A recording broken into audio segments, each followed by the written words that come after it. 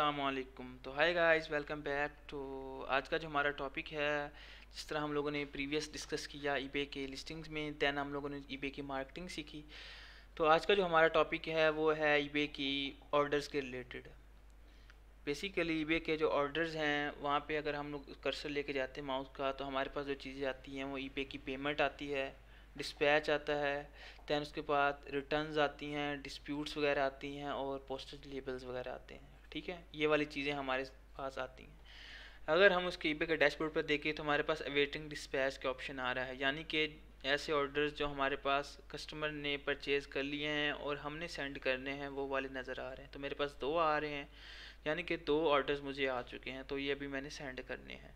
तो अब हम लोग ईबे के ऑर्डर सेक्शन को डिस्कस करेंगे।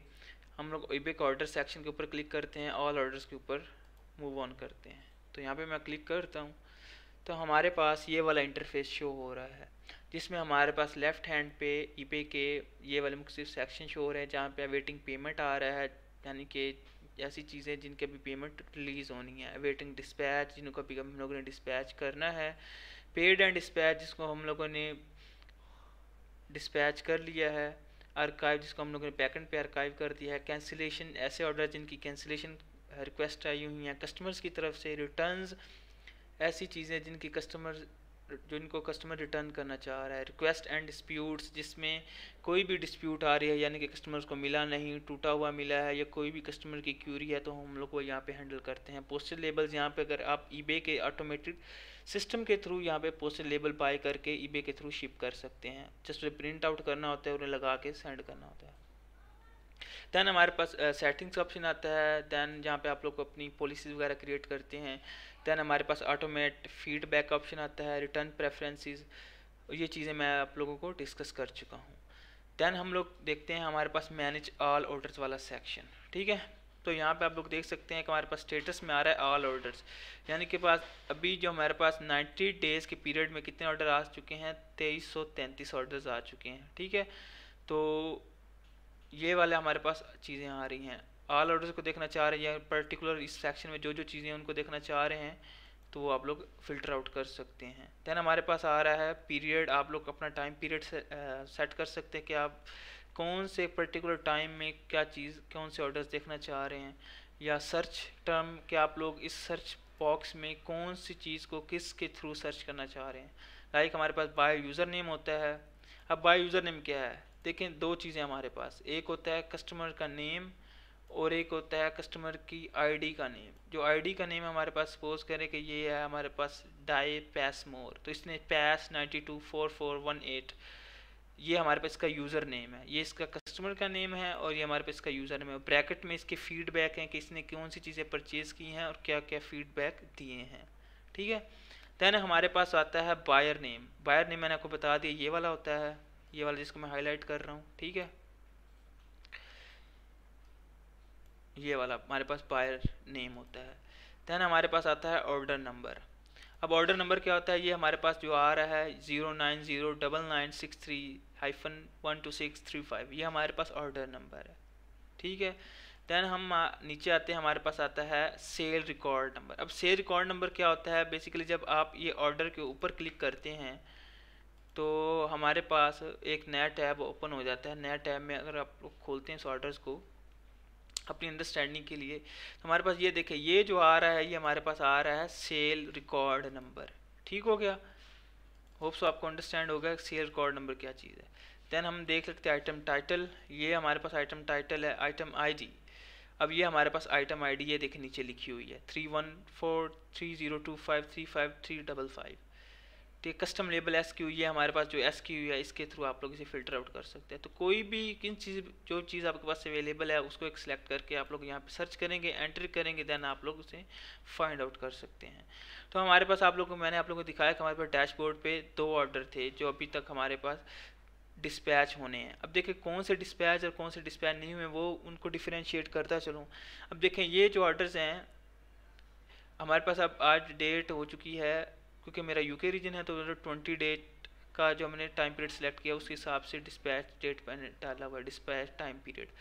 तो अब देखें हमारे पास जो 19 अप्रैल के ऑर्डर्स थे उन्हें डिस्पैच्ड आ गया है, ठीक है, यानी कि वो मैंने डिस्पैच करके सेंड कर दिए हैं या रख लिए हैं, जो जिस तरह आपको मुनासिब लगता है। अब एक पे आ रहा है डिस्पैच, ये दोनों ऑर्डर्स पे आ रहा था डिस्पैच जो डैशबोर्ड पे शो हो रही थी। इट मीन्स कि अभी ये हम लोगों ने सेंड नहीं किया, अभी हम लोगों ने भेजने हैं, ठीक है। तो आप लोगों का ये पॉइंट क्लियर हो गया होगा। अब यहाँ पे अगर अब आप लोग देखते हैं तो यहाँ पे आ रहा है डिस्पैच, नीचे उनका टाइम आ रहा है कि कब तक आप लोग डिस्पैच कर सकते हैं। अगर उस पर्टिकुलर टाइम पीरियड के थ्रू अगर आप लोगों ने इसके ऊपर डिस्पैच नहीं डाला तो आप लोगों का ये लेट डिलीवरी में काउंट होगा, ठीक हो गया।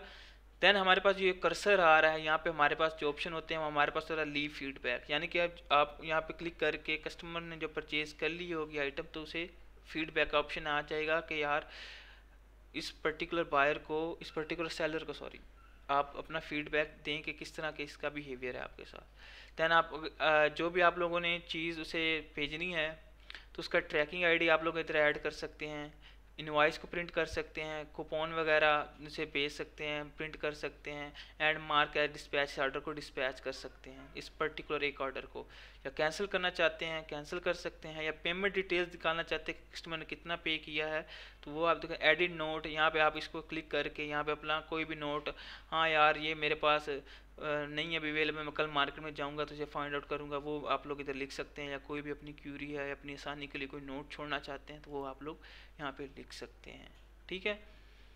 देन हम लोग नीचे मूव ऑन करते हैं उस पर्टिकुलर एरो के, तो हमें जो ऑप्शन नज़र आता है सेल्फ रीलिस्ट का, कि आप यही जो आप लोगों ने प्रोडक्ट जिस पे कस्टमर ने बाय किया है इसी प्रोडक्ट को दोबारा रीलिस्ट करना चाहते हैं with different titles description and images, तो आप इसे दोबारा भी रीलिस्ट कर सकते हैं। सेल सिमिलर, इसी तरह के आइटम को दोबारा सेल करना है तो सेल सिमिलर पे चाहिए, हूबहू इसी तरह की आइटम लिस्टिंग डुप्लीकेट हो जाएगी।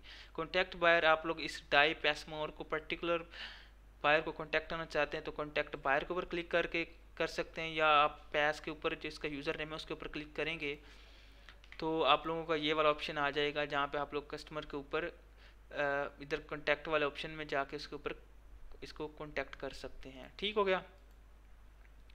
तो ये वाला ऑप्शन भी आप लोगों को क्लियर हो गया होगा।